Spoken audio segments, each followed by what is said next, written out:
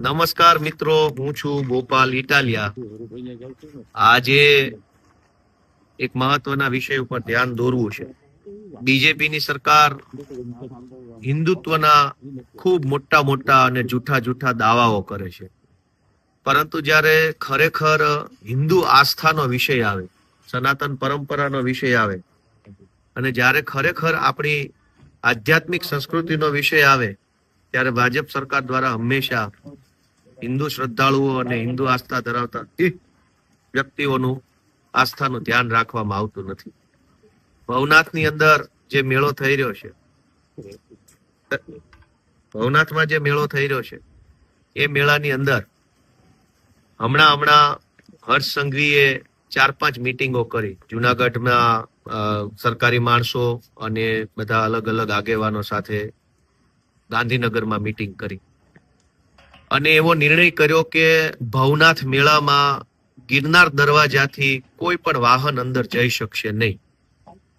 હવે ભવનાથ મહાદેવનું મંદિર જે છે, કે જ્યાં મહાશિવરાત્રીનો મુખ્ય મેળો યોજાય છે, જ્યાંથી રવેડી નીકળે છે, જ્યાં સ્નાન થાય છે, એ ભવનાથ મહાદેવનું મંદિર એટલે આખા મહાશિવરાત્રીના મેળાનું કેન્દ્ર સ્થાન. ગિરનાર દરવાજાથી ભવનાથ મહાદેવના મંદિર સુધીનો રસ્તો અંદાજે 8 કિલોમીટર જેટલો હશે, અંદાજિત. અને આમ સીધા ચડાણ વાળો છે, કેમ કે ભવનાથ તરફ જાઓ જુનાગઢ સિટીમાંથી એટલે ઢાળ ટાઈપનો રસ્તો છે. આમ જોઈએ તો છેલ્લા વર્ષોના ઇતિહાસ પ્રમાણે અંદાજે 10 થી 15 લાખ શ્રદ્ધાળુઓ આ ભવનાથ મહાદેવમાં મહાશિવરાત્રીનો મેળો માણવા માટે આવતા હોય છે. 15 લાખ લોકો આવવાના કારણે જુનાગઢ આખો જિલ્લો અને ખાસ કરીને જુનાગઢ શહેરમાં લોકોને અંદાજિત 200 કરોડ જેટલા રૂપિયાની આવક થાય છે, અલગ અલગ પ્રકારની. એટલે મેળાનું ઐતિહાસિક મહત્વ તો છે જ છે. ભગવાન ભોળાનાથના કારણે, મા અંબા અને દત્તાત્રેયના કારણે આપણી હિન્દુ પરંપરા પ્રમાણેનું મહત્વ પણ છે. વત્તા એક રોજગારનો આર્થિક એક બાબતનો પણ એમાં વિષય સમાયેલો છે. ભાજપની સરકારે નિર્ણય કર્યો કે ગિરનાર દરવાજાથી બધા વાહનોને રોકવામાં આવશે અને કોઈ વાહનોને ભવનાથ નહીં લઈ જવા દેવામાં આવે. એની પાછળ એને કોઈ કારણ રજૂ નથી કર્યું કે આવું કરવાનું કારણ શું. બીજું કે વર્ષોથી અલગ અલગ ગુજરાતના લોકો ત્યાં ઉતારાની સેવા કરે છે, લોકોને નિઃશુલ્ક મફત સ્વ ખર્ચે જમાડે છે. શ્રદ્ધાળુઓ જે પ્રદક્ષિણા કરવા આવતા હોય છે, પરિક્રમા કરવા માટે, એને જમાડે છે. એના વાહનો ઉપર પણ પ્રતિબંધ મૂકવામાં આવ્યો છે કે દિવસના 1 કે 2 વખત જ તેઓ રાત્રે બહાર જઈ શકશે.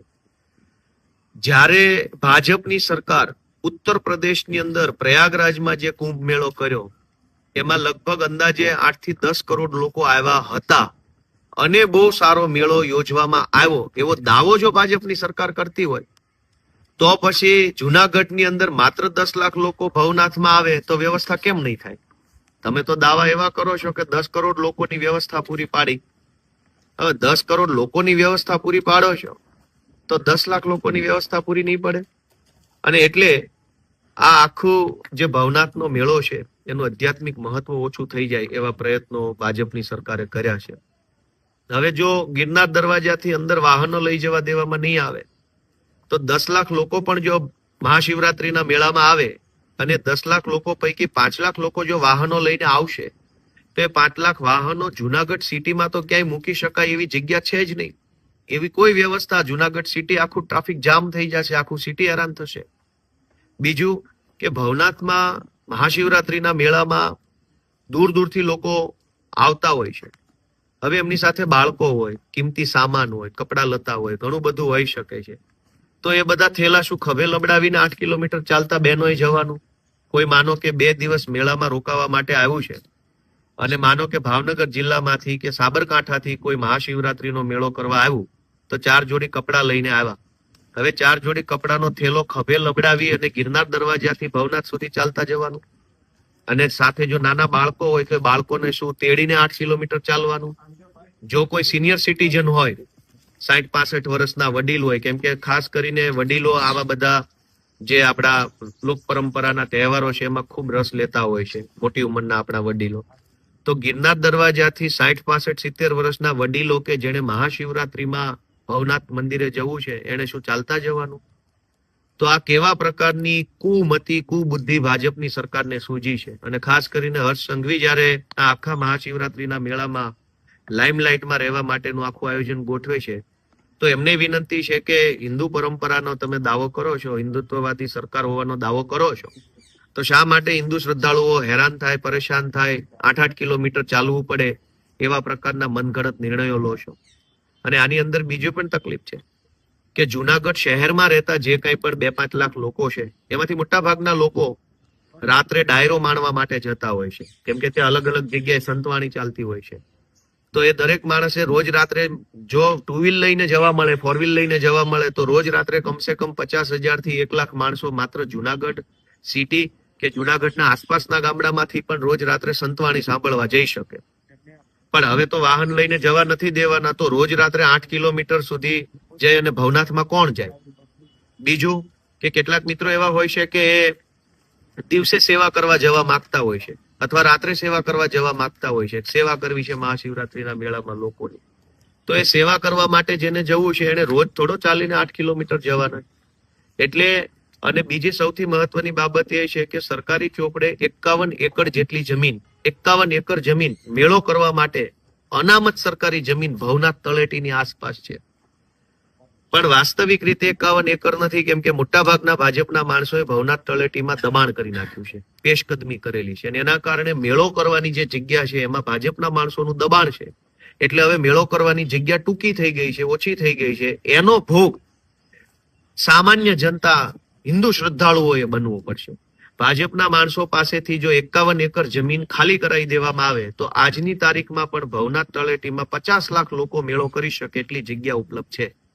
પણ ભાજપના માણસોએ દબાણ કર્યું, એ સરકારી તંત્રને નથી દેખાતું. હવે શ્રદ્ધાળુઓ જે 10-15 લાખ શ્રદ્ધાળુઓ આવવાના છે મહાશિવરાત્રી પર્વની અંદર પોતાની આસ્થાનો વ્યક્ત કરવા માટે, એ શ્રદ્ધાળુઓને 8 કિલોમીટર ચાલતા લઈ જવા માટેની આખી પ્લાનિંગ થઈ રહી છે. આ બાબત બિલકુલ ખોટી છે. અમે આનો વિરોધ કરીએ છીએ અને હું આશા રાખું છું કે જિલ્લા વહીવટી તંત્ર અને ભાજપના માણસો જે નકલી હિન્દુત્વના ઠેકેદારો છે એ જરાક બોધપાઠ લેશે અને આ જે 8 કિલોમીટર સુધી ચાલીને ભવનાથ જવાનો નિર્ણય છે એને બદલવો પડે.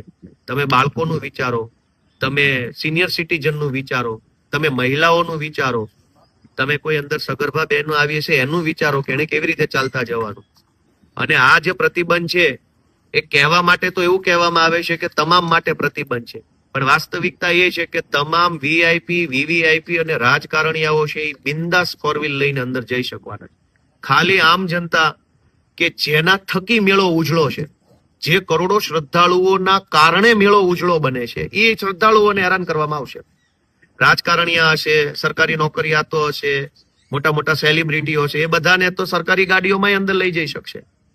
પણ જે શ્રદ્ધાળુઓ 10 લાખ આવવાના છે એટલે જ મેળો સફળ થવાનો છે, એ શ્રદ્ધાળુઓને અંદર નહીં આવવા દેવામાં આવે. એટલે આ બાબતની અંદર બિલકુલ અમારો વાંધો વિરોધ છે.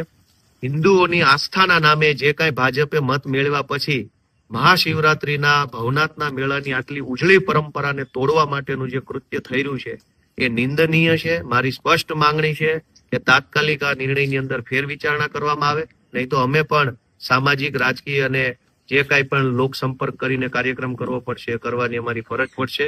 હર હર મહાદેવ.